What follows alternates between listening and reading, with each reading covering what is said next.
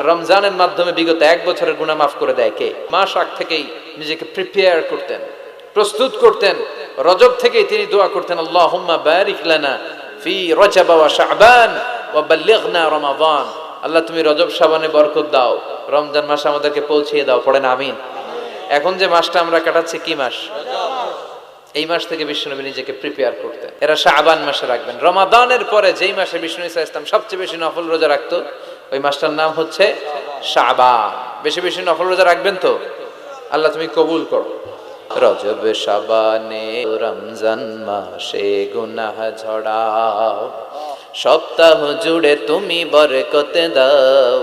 রজব শাবানে বরকতে দাও, রমজান মাসে গুনাহ ঝড়াও। পড়েন আমিন। এই জুমার মাধ্যমে বিগত সপ্তাহের গুনাহগুলোকে ঝরিয়ে আপনার নিষ্পাপ করে দেয় কে? আর তাহলে জুমার দিনের আলাদা স্পেশালিটি আছে না নাই? আবার বিশ্বনবী জুমার দিনকে লক্ষ্য করে বললেন, আল জুমআতু ইলাল জুমআ কাফারাতুন লিমা। দিন আছে, জুমার কারণে 7 দিনে যে গুনাহগুলো হয়, গুনাহগুলো জড়িয়ে দেয় কে? এই জুমার দিনের মর্যাদাটা আল্লাহ তাআলা সর্বপ্রথম ইহুদিদের দিতে চেয়েছিল। কাদেরকে? কথা বলেন। ওরা এটা নেয় নাই। ওরা নিজেদের জন্য শনিবারকে ওদের অ্যাসেম্বলি ডে বানিয়েছে। ওরা বলেছে না, আমরা শনিবারে ইবাদত করব। এই দিনটা আল্লাহ তাআলা নাতের দিন হিসেবে চুজ করেছে। অবশেষে আল্লাহ তাআলা আমাদেরকে এই দিনটা দিতে চাইলেন, আমরা কোনো কথা ছাড়াই গ্রহণ করলাম আর ধন্য হয়ে গেলাম। ফাগাদান লিল ইয়াহুদ ওয়া বা'দা গাদিন লিন নাসারা। জুমার দিনটা আমাদের দিন, গাদান মানে তার পরের দিন শনিবার হচ্ছে ইহুদিদের জন্য, আর রবিবার হচ্ছে খ্রিস্টানদের জন্য। আর আমাদেরকে জুমার দিন দিয়ে খুশি হয়ে গেলেন কে? আল্লাহর পক্ষ থেকে বিশেষ ফেরেশতারা মসজিদের সবগুলো দরজার মধ্যে দাঁড়িয়ে যায় এবং জুমার নামাজের আগ দিয়ে খতিব সাহেব আসার আগ পর্যন্ত লিখতে বসে যায়। কে কে মসজিদে ঢুকে নামগুলো তারা কাউন্ট করে, এন্ট্রি করে। সর্বপ্রথম জুমার সালাত আদায়ের জন্য যে মসজিদে ঢুকে, আল্লাহর রাস্তায় উট কুরবানি করলে যেই সওয়াব, ওই ব্যক্তিরা প্রথম জুমার দিন যে মসজিদে ঢুকে ফালাহুল বুদনা, তার জন্য থাকে একটা উট কুরবানির সওয়াব। ওনার পরে যে ঢুকবে ফালাহু বাকারা, তার জন্য গরু কুরবানির সওয়াব। 3 নম্বরে যে ঢুকবে ফালাহুল কাবসা, তার জন্য ছাগল কুরবানির সওয়াব।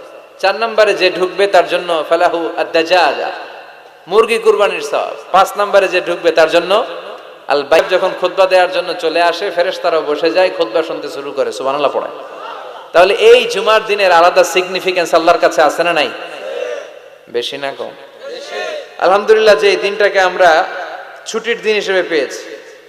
1984 সালে তৎকালীন প্রেসিডেন্ট হুসাইন মোহাম্মদ এরশাদ সাহেবের নাম শুনছেন? হ্যাঁ, উনি এটাকে রাষ্ট্রীয়ভাবে জুমাটাকে স্টিল নাও এখনো পর্যন্ত এটাকে আমরা ছুটির দিন হিসেবে পেয়েছি। উনি ইসলামের জন্য অনেক কাজ করছেন, আবার স্বৈরাচারীও করছেন। তো ভালো খারাপ নিয়েই মানুষ, ঠিক কিনা? খারাপটার আমরা না বলি। আল্লাহ তোমার এই বান্দার এই ভালো কাজটাকে তুমি কবুল করো। পৃথিবীর অনেক মুসলিম দেশেও এই শুক্রবারকে ইসলামের জন্য তারা অনেক কাজ করে, কিন্তু তাদের সাপ্তাহিক ছুটির দিন হচ্ছে রবিবার। সানডেতে তারা উইকেন্ড পালন করে।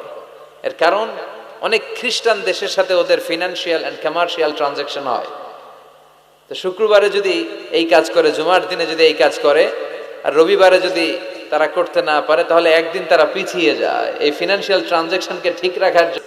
কিন্তু বাংলাদেশে সাপ্তাহিক ছুটির দিন কোনটা? খুশি না বেজার? চিল্লায় পড়ে আলহামদুলিল্লাহ। এজন্য রব্বুল আলামিন বলেন, ইয়া আইয়ুহাল্লাযীনা আমানু ইযা নুদিয়া লিস-সালাতি মিন ইয়াউমিল জুমআতি ফাসআউ ইলা যিকরিল্লাহি ওয়া যারুল বাই' ইন কুনতুম তা'লামুন। সুবহানাল্লাহ পড়েন। আল্লাহ ডেকে বলে, গোলাম ও আমার ইমানদার বান্দারা, আমার বিশ্বাসী বান্দারা, জুমার সালাতের জন্য যখন আজান দিয়ে দেয়া হয়, ফাসআউ ইলা যিকরিল্লাহ, আল্লাহর স্মরণের দিকে তোমরা ধাবিত হও। ওয়াজারুল বাই', কেনা বেচা বন্ধ করে দাও। কল্যাণকর যদি তোমরা জানতে। সুবহানাল্লাহ পড়ে। ও বিশ্বাসীরা, কারা? মানে আমরা। আমাদেরকে অ্যাড্রেস করে কথা বলছেন, ভাল লাগে না? আল্লাহ যখন আমাদেরকে ডাক দেয়, ভাল লাগে আপনাদের? আল্লাহ আমাদেরকে ডেকে বললেন, গোলাম জুমার সালাতের যখন আজান হয়, তখন তোমরা আল্লাহর জিকিরের দিকে ধাবিত হও। এই আজান দ্বারা উদ্দেশ্য হচ্ছে, একটা আজান দেয়া হয় না, দুর্ভাগ্যবশত এই দেশে ওই আজানটা খুব আস্তে আস্তে দেয়, ইমাম সাহেবের মুখের সামনে এসে ছোট্ট ছোট্ট করে দেয় যাতে কেউ শুনতে না পারে, দেয় না এরকম?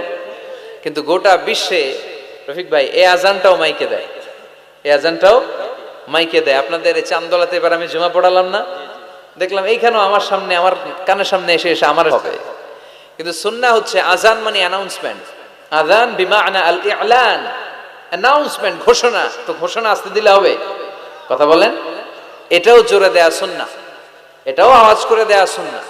কি কারণে এদেশে দেয় আল্লাহু আ'লাম, আল্লাহু আ'লাম। গোটা বিশ্বে আপনি দেখবেন, আপনারা যারা হজ উমরা গিয়েছেন দেখবেন এই আজান, মূলত এই আজানটাই জুমার আজান।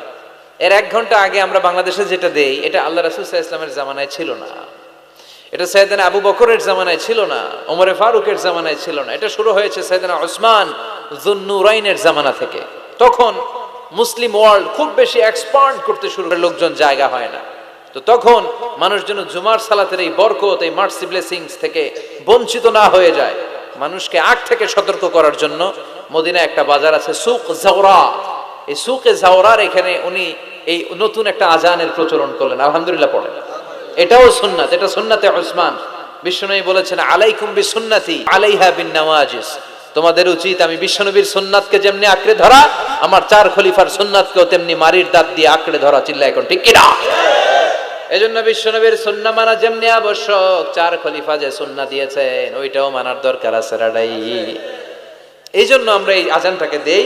কিন্তু এখানে নুদিয়া লিসসালাতি মিন ইয়াউমিল জুমআ দ্বারা যে আজান, আল্লাহ বললেন ওই আজান যখন দেয়া হয় আর থাকতে পারবা না। প্রথম আজান দেয়া হয়েছে, দেরি হয়েছে, গোসলের পানি নাই, ব্যস্ততা, দেরি হয়েছে, সমস্যা নাই। কিন্তু দ্বিতীয় আজান যখন দেয়া হয় তখন আর ঘরে বসে থাকা যাবে। এজন্য আল্লাহ বললেন ফাসআউ ইলা যিকরিল্লাহ, আল্লাহর জিকিরের দিকে ধাবিত হও।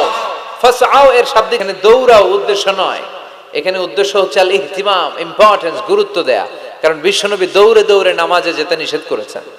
ইযা উকিমাতিস সালাতু ফালা তাতুহা তাসআউন ওয়া আতুহা তামশুন আলাইকুম বিসসাকিনা ফামা আদরাকতুম ফাসাল্লু ওয়া মা ফাতাকুম ফাতিমু।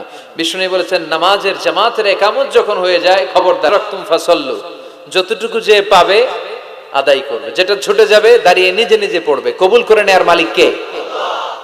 নামাজের জামাত দেখে দৌড় দিবেন, কিভাবে যাবেন? আস্তে আস্তে। আপনি দৌড়ে দৌড়ে গেলে আপনার ব্রেথ ইন ব্রেথ আউট, হাঁপানির ব্যারাম হবে। নামাজে যদি আপনি হাঁপাতে থাকেন এটা সুন্দর লাগবে? আপনি কার সামনে দাঁড়াচ্ছেন? সব রাজার বড় রাজা, হাঁপানির ব্যারাম দেখানোর কোনো সুযোগ, ধীরস্থির ভাবে যাবেন। অনেকে এই কাজটা করে। মাগরিবের নামাজ, ইমাম সাহেব কেরাত ধরেছে ওয়াদ্দুহা ওয়াল্লাইলি ইযা সাজা, যারা ওযু করতেছে, আমার নিজের দেখা, যারা ওযু করতেছে এদের মুখস্থ এই সূরা, তো এরা টের পাচ্ছে যে এখনই রুকুতে যাবে, আর দৌড় না মারলে রুকু ধরা যাবে। এখন কোন মুসল্লি একদিকে, লুঙ্গি আরেকদিকে, আছে না নাই? আমি নিজে দেখছি আমাদের এলাকার এক খাদেম দৌড় মাইরা উল্টায় পইরা 3 মাস ওর পা ভাঙা অবস্থায় মসজিদে পড়েছিল। অধিকাংশ মসজিদ এখন টাইলসের। এজন্য বিশ্বনবীর দেয়া নিয়ম ভাঙলে বিপদ আছে না নাই? বিশ্বনবীর সুন্নাহ আছে যেখানে বারাকা আছে। এজন্য জামাত যদি শুরু হয়ে যায় কেউ তুলবেন না? আচ্ছা, তার মানে জামাত শুরু হয়ে গেলে দৌড়ে দৌড়ে জামাতে যে শরীক হওয়া যাবে, আস্তে আস্তে যাবেন, যা পাবেন পড়বেন, বাকিটা আদায় করে নেবেন। কবুল করে নেবে কে? এজন্য আল্লাহ বললেন ফাসআউ ইলা যিকরিল্লাহ, যখন জুমার সালাতের আজান হয় আল্লাহর স্মরণের দিকে ধাবিত হও। যিকরিল্লাহ, এখানে যিকরুল্লাহ দ্বারা উদ্দেশ্য হচ্ছে খুতবাতাইন। জুমার তারি মসজিদে তোমরা ধাবিত হও। জুমার এই খুতবা শোনা কিন্তু ওয়াজিব, জানেন আপনারা? জানেন না? এই খুতবা শোনা ওয়াজিব। জুমার খুতবা আপনাকে শুনতেই হবে। যিকরুল্লাহর অনেক অর্থ। জিকির মানে শুধু লা ইলাহা ইল্লাল্লাহ নয়, জিকির মানে সালাত। জিকির মানে কি? না আসতে দেখি কত জোর, লিল্লাহি তাকবীর, শোনা যাবে? লিল্লাহি তাকবীর, লিল্লাহি তাকবীর, লিল্লাহি তাকবীর।